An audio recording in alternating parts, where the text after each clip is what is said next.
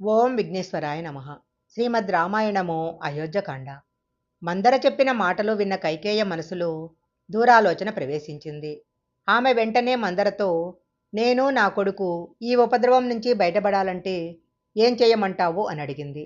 అప్పుడు మందర ఏం చెప్పిందంటే, ఏ రాముడు తన గుణాల చేత, పితృవాక్య పరిపాలన చేత, తండ్రిని సేవించటం చేత రాజ్యాన్ని పొందుతున్నాడో ఆ రాముడిని 14 సంవత్సరాలు జటలు కట్టుకొని, నారచీరలు కట్టుకొని దండకారణ్యానికి పంపాలి.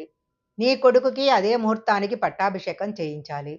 రాముడు 14 సంవత్సరాలు అరణ్యాలకు వెళ్ళటం వల్ల నీ కొడుకు సింహాసనం మీద కూర్చొని ప్రజలందరిలో మంచి మద్దతు సంపాదిస్తాడు. నీ కొడుకు ప్రజల గుండెల్లో బాగా పాతుకుపోతాడు.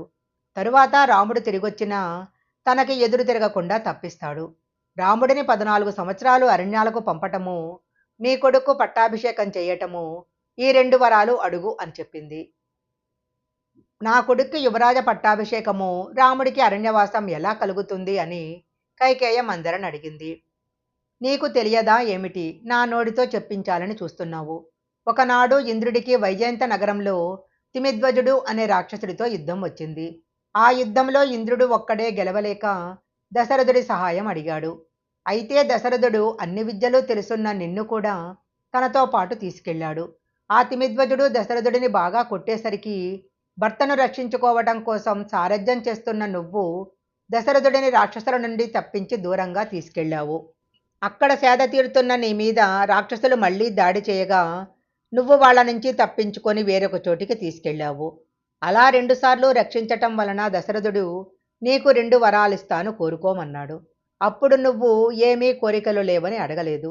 అవసరమైనప్పుడు అడుగుతానన్నావు. నువ్వు మర్చిపోయావేమో. ఈ విషయాలు నాకు చెప్పింది నువ్వే. ఎప్పుడైనా అడుగుతానన్నావు కాబట్టి ఇప్పుడు సమయం వచ్చింది. ఆ 2 వరాలు అడుగు. నువ్వడిగితే ధర్మానికి కట్టుబడే దశరథుడు మాట తప్పడు అంది. ఈ మాటలు విన్న కైకేయ పరమ సంతోషంతో, నువ్వు గూనితో వంగి తలూపుతూ మాట్లాడుతుంటే గాలికి కదులుతున్న తామర పువ్వులా ఉన్నావు.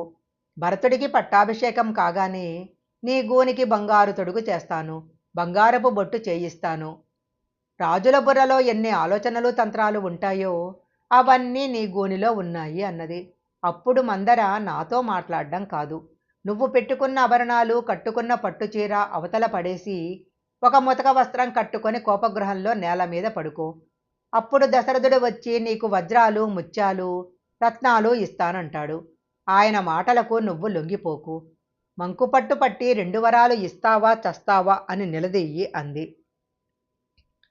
కోపగృహం నుంచి ఆనందంతో వస్తున్న కైకేయను, లేకపోతే నా శవాన్నో చూస్తావు అని కైకేయ అలంకారాలన్నీ తీసేసి లోపలికి వెళ్ళి పడుకుంది.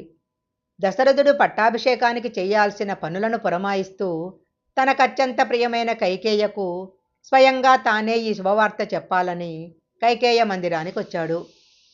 ఎప్పుడూ నెమళ్ళు, హంసలు, సంగీత ధ్వనులు, పాటలు పాడేవాళ్ళు, ముత్యాలతో కట్టిన పరదాలతో రమణీయంగా ఉండే ఆ మందిరంలో కైకేయ ఎక్కడా కనపడలేదు. కైకేయ కనపడకపోయేసరికి అక్కడున్న దాసిని అడగగా కైకమ్మ ఎందుకో కోపగృహంలో నేల మీద పడి ఉందన్నారు. దశరథుడు గబాగబా కోపగృహం వైపు వెళ్ళాడు. అక్కడికి వెళ్ళేసరికి కైకేయ నేల మీద పడి ఉండటం చూసి తట్టుకోలేకపోయాడు. అప్పుడు దశరథుడు కైకేయతో, నువ్వెందుకలా ఉన్నావు? ఏదైనా అనారోగ్యం వచ్చిందా? మన రాజ్యంలో ఎందరో గొప్ప వైద్యులున్నారు. నువ్వలా పడి ఉంటే నా హృదయం తల్లడిల్లిపోతుంది.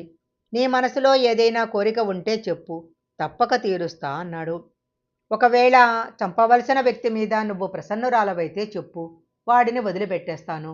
చంపాల్సిన అవసరం లేని వ్యక్తి మీద నీకు కోపం వస్తే చెప్పు, వాడిని చంపేస్తాను. నీకు దరిద్రుడి మీద ప్రసన్నత కలిగితే చెప్పు, వాడిని ఐశ్వర్యవంతుడిని చేస్తాను. ధనవంతుడి మీద కోపం వస్తే చెప్పు, క్షణాల్లో దరిద్రుడిని చేస్తాను. నీ కోరికేంటో చెప్పు, దానిని తప్పకుండా తీరుస్తా అన్నాడు. అప్పుడు కైకేయ, నా కోరిక ఏంటో నీకు చెప్తే ఇలాంటి కోరిక కోరావేమిటి అంటావు. ముందుగా నా కోరిక తీరుస్తానని ప్రమాణం చేస్తే అప్పుడు చెప్తా అన్నది. దశరథుడు, ఎవరిని నేను ఒక్క క్షణం చూడకపోతే నా ప్రాణాలు గాలిలో కలిసిపోతాయో, ఎవరి మాట నా చెవిన పడకపోతే నా ప్రాణాలు ఉండవో, అలాంటి రాముడి మీద ఒట్టు పెట్టి చెప్తున్నాను. నువ్వడిగిన కోరికలు తప్పకుండా తీరుస్తాను అన్నాడు. రాజు చెప్పిన మాటను మీరు వింటున్నారు కదా. ఓ రాత్రి దేవతలారా, పగటి దేవతలారా, సూర్యుడా, చంద్రుడా, సమస్త దేవతలారా, నేను కోరిన కోరికలు నేను కోరికలు కోరిన తరువాత ఆ కోరికలు తప్పకుండా తీరుస్తానని రాజు నాకు మాట ఇచ్చాడు. రాజా, జ్ఞాపకం తెచ్చుకో. ఒకనాడు సంబరాసురుడి మీదికి యుద్ధానికి వెళ్ళాము.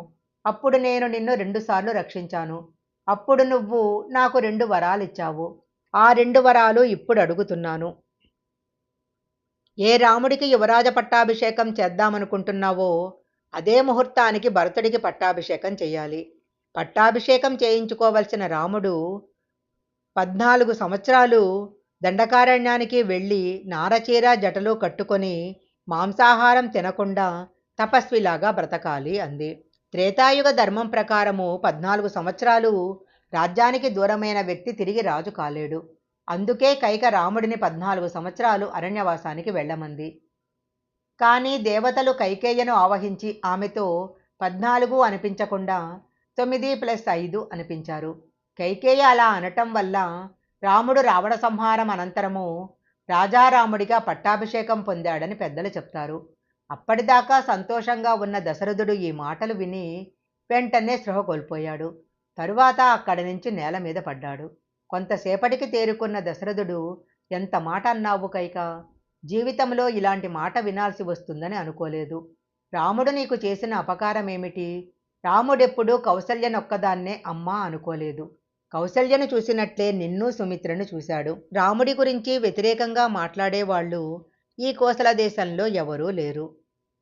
నేనెప్పుడు నీ దగ్గరికొచ్చి రాముడికి పట్టాభిషేకం చెయ్యాలి అన్నా భరతుడికి రాముడికి తేడా లేదు అనేదానివి కదా. ఇప్పుడు ఎవరి చెప్పుడు మాటలు విని ఇలా మాట్లాడుతున్నావు? హంసతూలిక పాన్పు మీద నిద్రించాల్సిన వాడిని ఎందుకు తపస్విలాగా జటలు గట్టుకొని అడవుల్లో పడుకోమ్మని కోరుకుంటున్నావు? ఇదంతా ఊహించి నేను బ్రతకగలనా? జీవితంలో చిట్ట చివరి దశకు వచ్చాను. రాముడిని విడిచిపెట్టి ఉండలేను. రాముడిని నేను పంపించేస్తే సీతమ్మ నా దగ్గరకొచ్చి నా భర్త ఏం తప్పు చేశాడని అడవులకు పంపారు అని ప్రశ్నిస్తే నేనేం సమాధానం చెప్పగలను?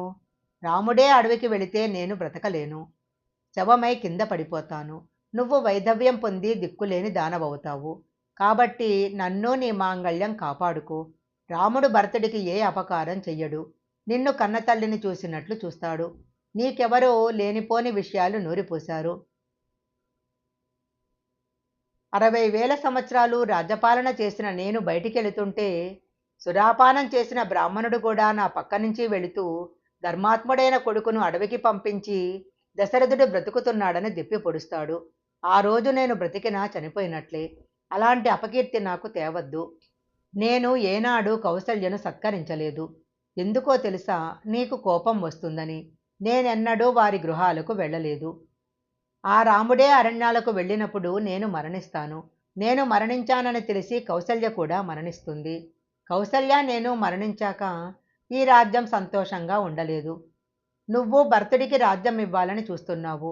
కానీ భరతుడు రాజ్యం తీసుకుంటాడని నేను అనుకోను. రాముడు అరణ్యాలలో కష్టపడుతుంటే నేనిక్కడ సుఖంగా ఎలా ఉండగలను?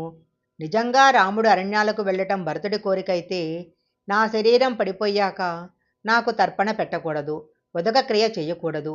నువ్వు నా శవాన్ని ముట్టుకోకూడదు. ఇప్పటికైనా మించిపోయింది లేదు. నీ 2 కోరికలను ఉపసంహరించుకో. నాకు భిక్ష పెట్టు. రాముడిని చూస్తూ చనిపోయే అదృష్టాన్ని నాకు ఇవ్వు.